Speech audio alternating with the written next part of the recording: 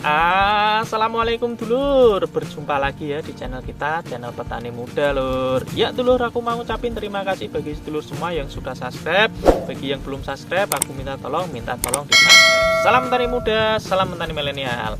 Ya dulur, kali ini kita membahas apa? Ya, pembahasan kali ini kita mau membahas tentang nutrisi. Nutrisi adalah peran yang amat sangat penting untuk meningkatkan hasil pada tanaman yang kita tanam.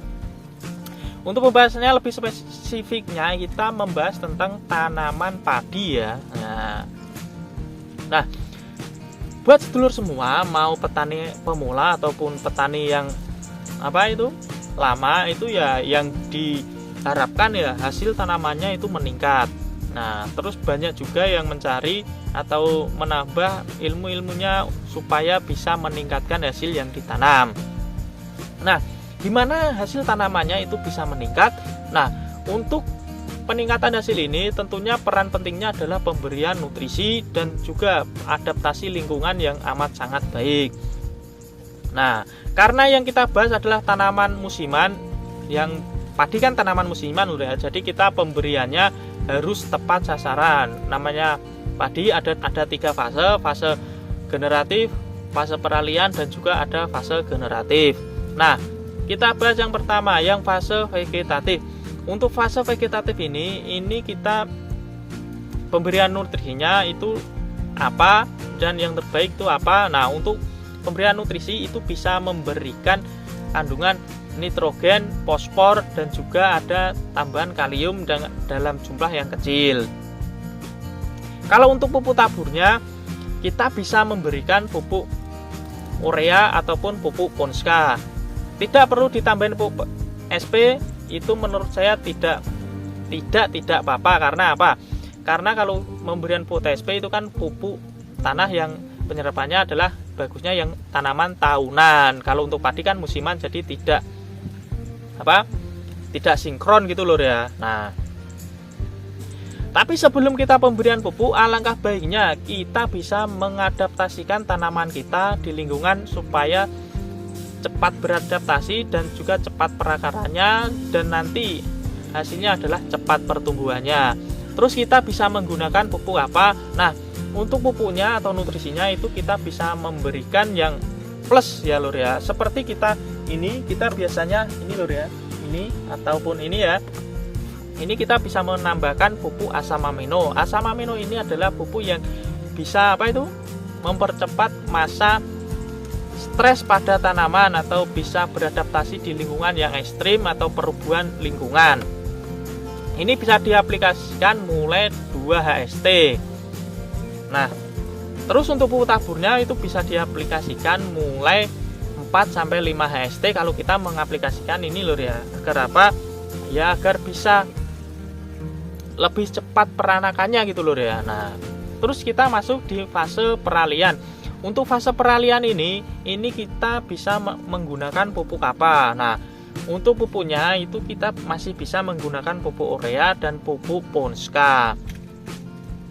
Kalau mau ditambahin dengan pupuk dengan kandungan fosfor yang tinggi, itu kita bisa menambahkan dengan pupuk majemuk. Untuk pupuk majemuk ini bisa diaplikasikan menggunakan spray ataupun bisa diaplikasikan kocor atau tabur. Nah, contohnya pupuk apa? Untuk contohnya, karena ini masih kalau masa vegetatif bisa tambahkan pupuk ultradap, kalau masa peralihan bisa ditambahkan pupuk MKP dengan dosis berapa. Untuk dosisnya sesuaikan di dalam kemasannya, sudah tertera lur ya. Untuk pupuk spraynya, untuk pupuk spray di sini ini kita bisa menggunakan, yaitu tadi bisa menggunakan yang majemuk ataupun yang ini tadi menggunakan tambahan asam amino. Nah, dulur, terus kalau yang generatif, ini aku pembahasanku pendek-pendek saja lur ya. Untuk yang generatif, apakah bagus untuk diaplikasikan pupuk tabur? Nah, untuk pupuk tabur itu sebenarnya kalau masa generatif itu sudah tidak efektif. Efektifnya ya diaplikasikan pemberian nutrisi lewat daun atau lewat spray. Terus apa yang bisa digunakan? Untuk bisa digunakan bisa menggunakan ini asam amino atau pupuk majemuk, bisa menggunakan KNO3 seperti ini. KNO3 yang putih ya, ini bisa pril ataupun yang kristal, itu bisa semua ya yang diaplikasikan. Nah, setelah tahu ini lur ya, apa itu fase-fase manfaat vegetatif, peralihan dan generatif. Terus gimana supaya hasilnya itu meningkat tanaman padi kita? Nah, kalau yang tadi kan apa itu? Informasi dasar lur ya. Nah, yang paling bisa meningkatkan hasil ya ini lur. Ini jadi disimak. Agar bisa meningkatkan hasil, alangkah baiknya sedulur semua dalam pemberian nutrisi itu jangan sampai terputus. Contohnya, kalau sekarang kita memberikan pupuk yang tabur di usia 4 sampai 5 HST, itu kita di usia 8 sampai 9 HST itu kita lakukan pemberian nutrisi lewat daun atau lewat penyepraian.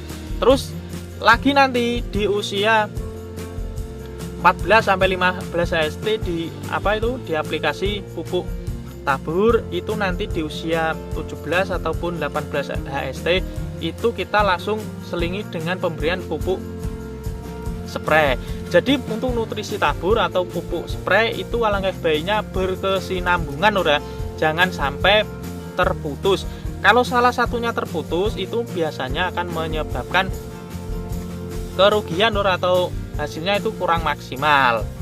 Nah, itu juga banyak petani lama itu biasanya cuma mengandalkan pupuk taburnya saja, tidak memperhitungkan pupuk spray. Itu sebenarnya juga bisa ada tapi ada tapinya lur ya. Kalau kita cuma mengandalkan pupuk tabur itu nanti akan terjadi pembengkakan biaya yang amat sangat tinggi. Karena apa?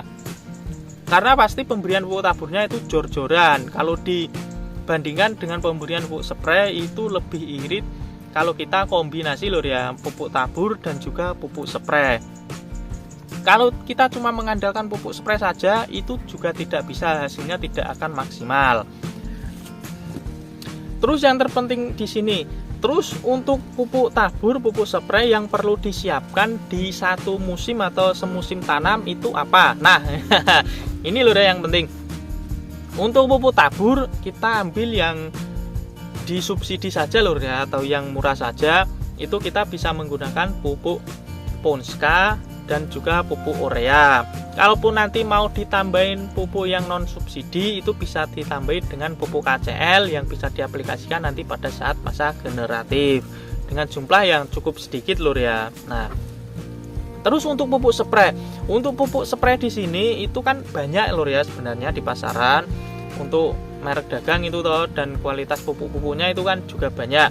Tapi dari yang terbanyak itu pasti ada kelebihan dan kekurangannya masing-masing.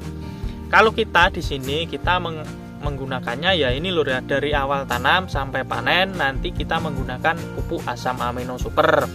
Karena ya untuk mengirit biaya dan juga untuk mempermudah dalam perawatan tanaman padi, dan tentunya hasilnya itu juga akan meningkat lur ya, karena kita sudah membuktikan dan juga banyak sedulur semua yang menggunakan ini.